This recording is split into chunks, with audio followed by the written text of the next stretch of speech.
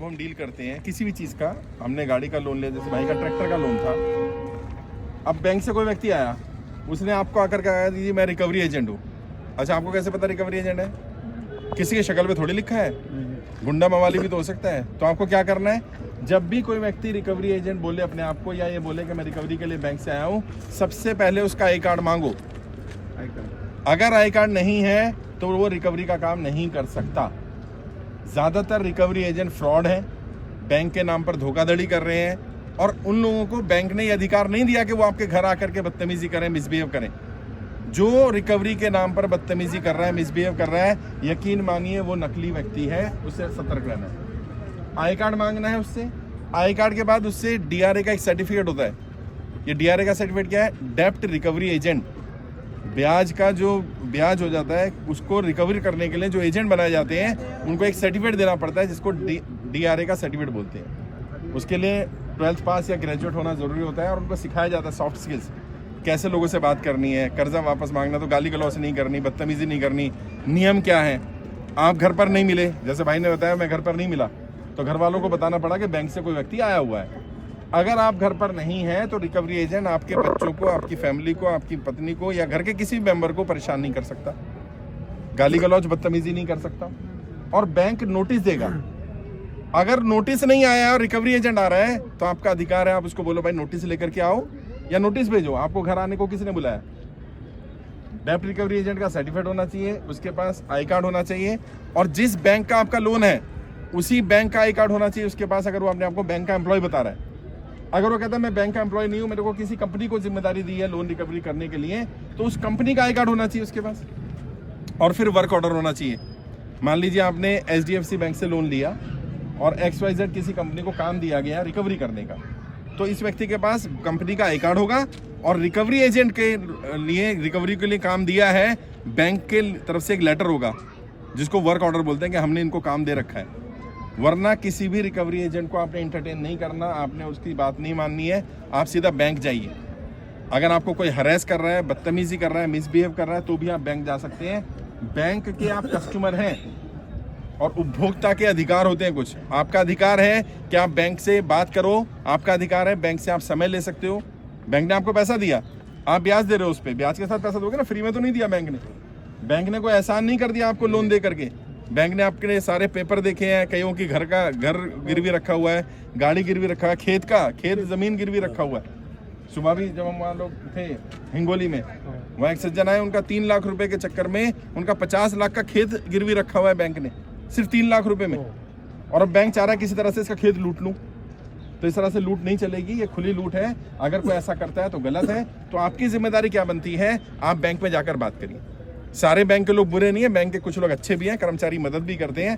Manager से सीधा बात करिए, और जब भी बात करें बैंक मैनेजर से रिटर्न में बात करें।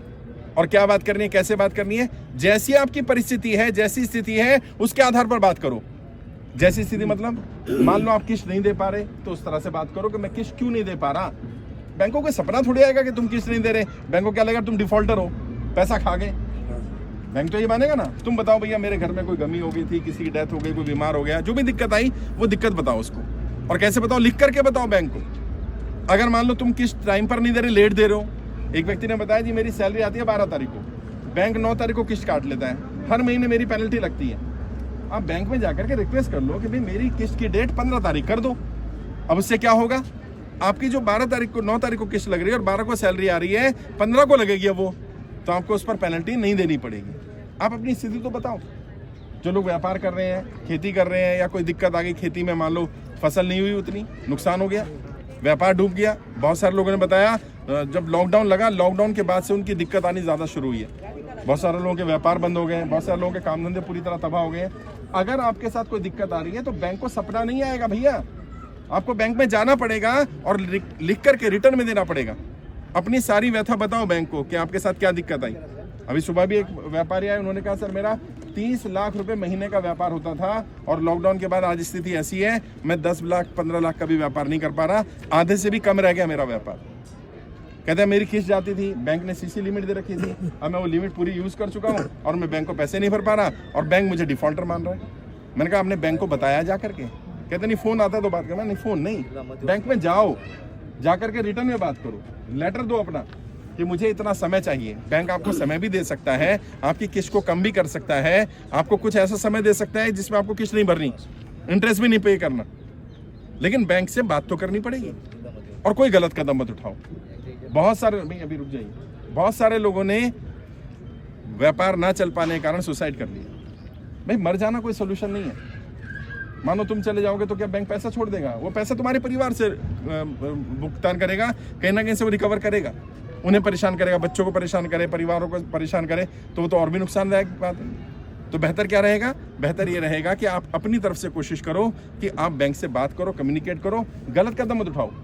आप कर्जे की दलदल में फंसे, इसमें आपकी गलती नहीं है, यकीन मानिए। इसके लिए सरकार की गलत नीतियां जिम्मेदार हैं। बहुत सारे लोगों ने बताया नोटबंदी के बाद, कई लोगों ने बताया जीएसटी लगने के बाद, कई लोगों ने बताया लॉकडाउन के बाद हमारी स्थिति खराब हुई है। लोगों ने कहा नोटबंदी से हम उबर गए थे, लेकिन नोटबंदी के बाद जीएसटी लगवाया गलत तरीके से, बहुत सारे व्यापार बंद हो गए, उसके भी उबर गए। तो जब ये लॉकडाउन लगाया गया तब तो स्थिति इतनी खराब हो गई कि हम उससे उबर नहीं पाए। और अभी सरकार के लोग क्या कह रहे हैं? अभी आप देखो, वित्त मंत्री ने बोला है सदन में क्या कि जी अब कोरोना से लोग उबर गए, कोरोना की अब समस्या नहीं है। अरे अभी तो ज्यादा समस्या आ रही है, लोगों के व्यापार बंद हो गए, नौकरियां छूट गई, उनके पास कोई काम धंधा नहीं बचा है। आज दिक्कत बहुत ज्यादा है, लेकिन इसका मतलब ये नहीं आप खुद को सजा दे लें, इसका मतलब ये नहीं है कि आप अपने आप को नुकसान करें, अपने परिवार को नुकसान करें। जैसा भी बेंगलोर में किया, एक इंजीनियर ने अपनी 2 साल की बेटी को मार दिया पानी में डुबोकर। क्यों? क्योंकि खाना मांग रही थी और उसके पास खाना देने के लिए नहीं था। इंजीनियर था, अच्छी खासी नौकरी चलती थी, लॉकडाउन के बाद से जो नौकरी छूटी, आज तक नौकरी नहीं मिली उसे, और वो जेल में चला गया, परिवार तबाह हो गया। ऐसा कोई कदम मत उठाओ। सरकार के आंकड़े बता रहा हूँ, पिछले 5 वर्ष में लगभग 50,000 से ज्यादा व्यापारी सुसाइड कर चुके हैं, आत्महत्या कर चुके हैं कर्जे के कारण। कर्जा एक बड़ी समस्या है, बड़ा दलदल है। कर्जे से बाहर निकलने की ट्रेनिंग भी दे रहा हूँ, फ्री दे रहा हूँ आपको।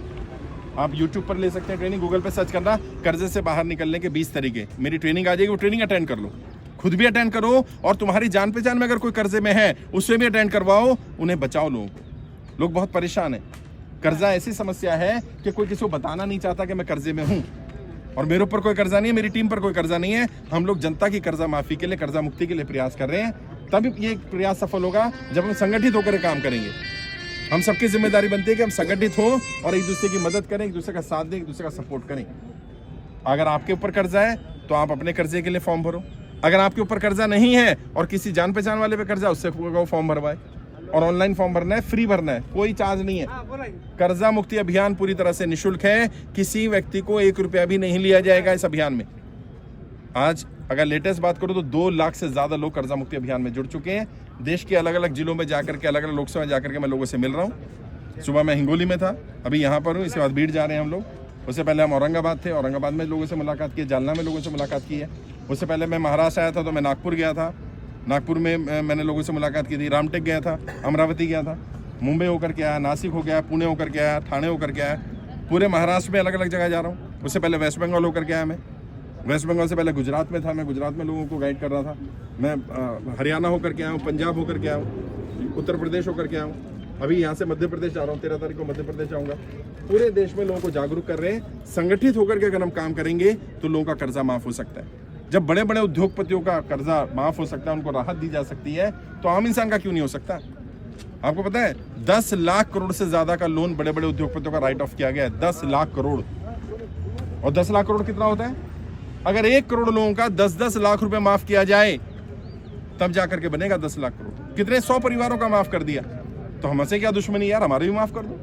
किसी का क्या लोन है? गाड़ी का लोन होगा, इनका भाई का ट्रैक्टर का लोन है, 9 लाख रुपए का लोन है, कर दो माफ यार, क्या हो गया? तो गाड़ी का लोन है, बच्चे की पढ़ाई के लिए लोन लिया, कोई शादी ब्याह होती है उसमें लोन ले लेते हैं, किसी साहूकार से लिया, किसी रिश्तेदार से लिया, किसी जानकार से लिया, वो सरकार माफ कर दे।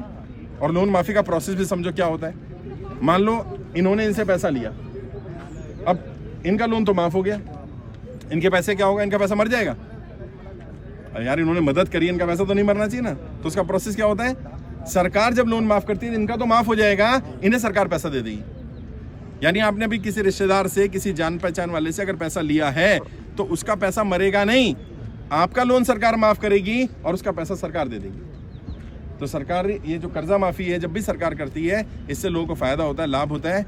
इसलिए बार बार लोग कोशिश भी करते हैं। और ऐसा नहीं है भारत में कोई नई चीज़ है, पहले 2 बार किसानों का कर्जा माफ हुआ है, अभी प्रयास किया जा रहा है हर व्यक्ति का कर्जा माफ होना चाहिए जो सरकार की गलत नीतियों के कारण कर्जे की दलदल में फंसे हैं। लॉकडाउन के कारण, लॉकडाउन हमने तो नहीं लगाया, जीएसटी हमने तो नहीं लगाया, हमने नोटबंदी तो नहीं करी, सरकार ने करी, सरकार के कारण कर्जे की दलदल में फंस गए। तो अब जिम्मेदारी सरकार की बनती है, सरकार हमें बाहर निकाले, सरकार एक बार सबका कर्जा माफ करे। अपनी तरफ से प्रयास कर रहा हूँ, 7 बार वित्त मंत्रालय में फाइल भेज चुका हूँ, 2 लाख से ज्यादा लोग कर्जा मुक्ति अभियान में जुड़ चुके हैं। देश के हर राज्य में, हर जिले में अभियान चल रहा है। आपको जानकारी देनी थी, अब आप लोगों को जानकारी दे सकते हैं। यूट्यूब पर, गूगल पर, फेसबुक पर, जहां भी आप फॉलो करते हैं वहां पर आपको जानकारी मिल जाएगी। कर्जा मुक्ति अभियान पूरी तरह से निःशुल्क है, पूरे देश में काम कर रहा है। बाकी अभी आपसे मुलाकात करूंगा, जिन लोगों ने फॉर्म पहले भरा हुआ है हमारा, पहले उनसे मुलाकात करी जाएगी। जिन लोगों ने फॉर्म नहीं भरा, आज ही उनका फॉर्म भी भरवा दिया जाएगा। अभियान पूरी तरह से निःशुल्क है, किसी को 1 रुपया भी नहीं देना है।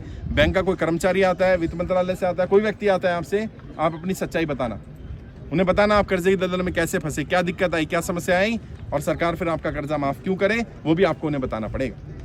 मैं अपनी तरफ से इतना कर सकता हूँ कि आपके फॉर्म भरवा दूँ, आपकी जानकारी सरकार को भेज दूँ। उसके बाद की जिम्मेदारी आपकी होगी कि आप इस मिशन को आगे बढ़ाएं, ज़्यादा लोगों को जानकारी दें। जैसे मैं बार बार कह रहा हूँ, कोई गलत कदम नहीं उठाना। आप कर्जे की दलदल में फंसे, इसमें आपकी गलती नहीं है, कोई गलत कदम मत उठाइएगा। किसी को कोई दिक्कत आती है, परेशानी आती है, कोई बैंक का व्यक्ति परेशान करता है, कोई रिकवरी एजेंट परेशान करता है, कोई एनबीएफसी वाला, कोई साहूकार अगर परेशान करता है, आप हमारी टीम से संपर्क करिए, हमारी टीम आपकी मदद करेगी। हर राज्य में हमारी टीम है, महाराष्ट्र टीम के साथी हैं, इनसे आप मिल सकते हैं। डॉक्टर सुरेश यादव जी हैं, ये मुंबई के अध्यक्ष भी हैं, और ये हमारे महाराष्ट्र टीम में। आ जाओ भाई। अनिल मोहिते हिंगोली लोकसभा से इंचार्ज है हमारे साथ, और यहाँ पर भी ये देख रहे हैं, इनसे संपर्क कर सकते हैं। अक्षय जी से संपर्क कर सकते हैं, अक्षय मेहरे भारती जी, ये भी महाराष्ट्र में है। गणेश रामटेक भारती जी, ये अमरावती लोकसभा से हैं। कश्मीर चंद भारती जी, वो भी हमारे साथ हैं, उनसे मिल सकते हैं आप। और भी हमारी टीम के साथी हैं, महाराष्ट्र में बहुत अच्छी टीम है हमारी, जो लोग काम कर रहे हैं। तो अभी एक एक व्यक्ति से मुलाकात करते हैं पहले, फिर बातचीत करेंगे। मुरलीधर जी से बात होगी। मुरलीधर जी, फॉर्म भर दिया ना आपने? हाँ, ठीक है।